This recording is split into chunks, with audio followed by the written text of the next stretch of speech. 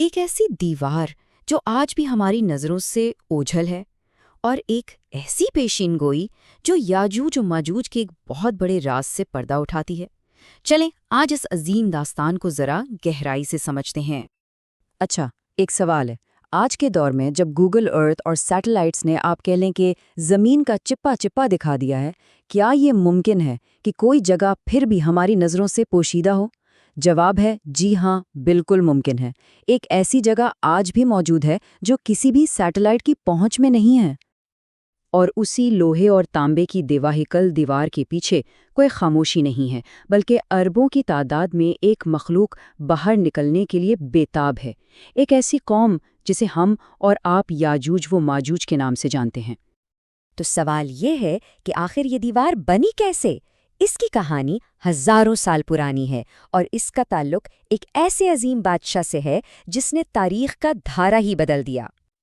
یہ کہانی اس وقت شروع ہوتی ہے جب عظیم بادشاہ ذوالقرنین سفر کرتے ہوئے ایک پہاڑی درے پر پہنچے۔ وہاں کے لوگ تو خوف سے کانپ رہے تھے۔ انہوں نے بادشاہ سے فریاد کی، کہا کہ پہاڑوں کے پیچھے سے ایک وحشی قوم آتی ہے جو ہماری فصلیں، ہمارے لوگ، سب کچھ تباہ کر دیتی ہے۔ کیا آپ ہماری حفاظت کے لیے کوئی دیوار، کوئی رکاوٹ بنا سکتے ہیں؟ اور ذوالقرنین نے کوئی عام پتھروں کی دیوار نہیں بنائی، نہیں، بلکہ انہوں نے دھات کا ایک ایسا شاہکار بنایا جو قیامت تک قائم رہنے کے لیے تھا۔ ذرا تصور کریں، دو پہاڑوں کے بیچ میں لوہے کے بڑے بڑے بلاکس رکھے گئے، پھر ان کے نیچے اتنی آگ جلائی گئی کہ وہ لوہا بالکل سرخ انگارہ بن گیا، اور پھر اس کے اوپر پگھلا ہوا تانبا ڈالا گیا۔ لوہا اور تانبا مل کر ایک ایسا ناقابل شکست مرکب بن گئے، ایک ایسی دیوار جسے نہ تو کوئی پھلانگ سکتا تھا اور نہ ہی اس میں کوئی سوراخ کر سکتا تھا۔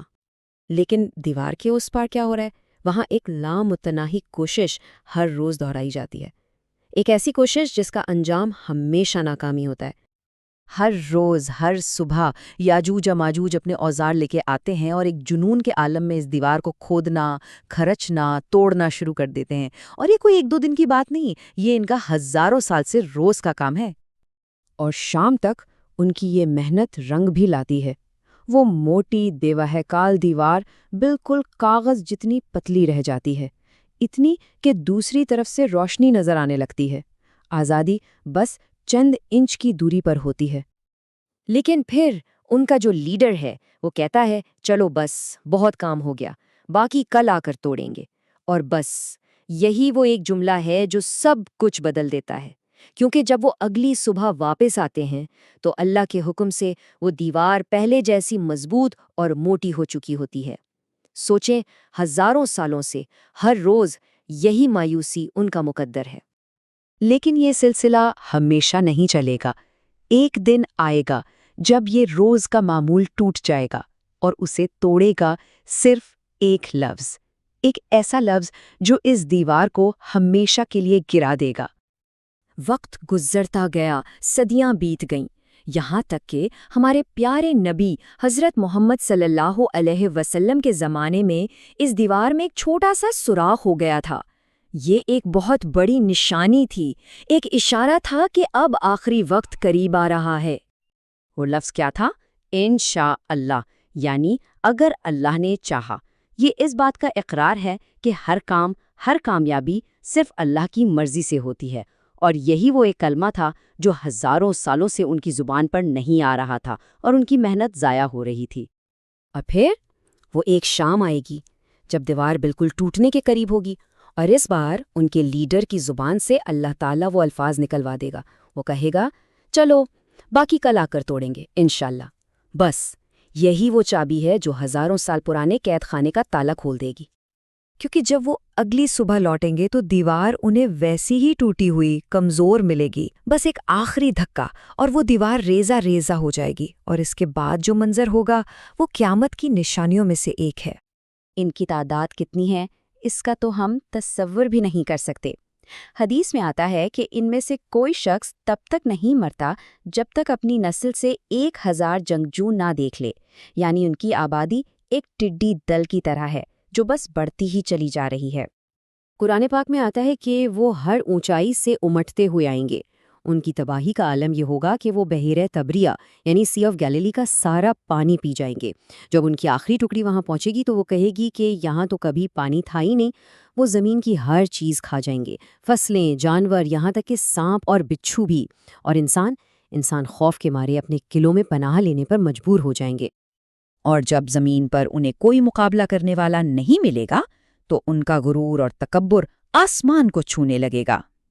وہ چیخیں گے کہ ہم نے زمین والوں کو تو ختم کر دیا، چلو اب آسمان والوں سے نمٹتے ہیں، اور یہ کہہ کر وہ اپنے تیر آسمان کی طرف چلائیں گے۔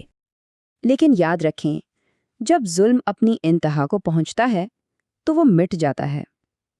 اس وحشت اور شور کے بعد ایک گہری، مکمل خاموشی چھائے گی، اور پھر اللہ کی رحمت نازل ہوگی۔ اس وقت کوہ طور پر اللہ کے نبی حضرت عیسیٰ علیہ السلام اور ان کے ساتھ جو مومن ہوں گے وہ اس بھیانک آزمائش سے نجات کے لیے اللہ سے دعا کریں گے۔ وہ اللہ کے حضور گڑ گڑائیں گے، مدد کے لیے پکاریں گے، اور پھر اللہ ان کی دعا سنے گا۔ ایک ہی لمحے میں موت کا ایک ایسا سناٹا چھائے گا جس کا تصور بھی ممکن نہیں۔ اللہ ان کی گردنوں میں ایک چھوٹا سا کیڑا پیدا کرے گا، اور وہ اربوں کا ناقابل شکست لشکر ایک ساتھ ایک ہی پل میں ڈھیر ہو جائے گا۔ وہ شور جو زمین کو ہلا رہا تھا وہ اچانک ایک گہری، خوفناک خاموشی میں بدل جائے گا۔ اس کے بعد زمین کو پاک کرنے کا مرحلہ شروع ہوگا۔ سب سے پہلے اللہ تعالیٰ بہت بڑے پرندے بھیجیں گے جو ان کی تمام لاشوں کو اٹھا کر سمندر میں پھینک دیں گے۔ پھر ایک ایسی زبردست بارش ہوگی جو پوری زمین کو دھو کر آئینے کی طرح صاف کر دے گی، اور اس کے بعد زمین اپنی تمام برکتیں باہر نکال دے گی اور ہر طرف ناقابل یقین حد تک زرخیزی اور خوشحالی ہوگی۔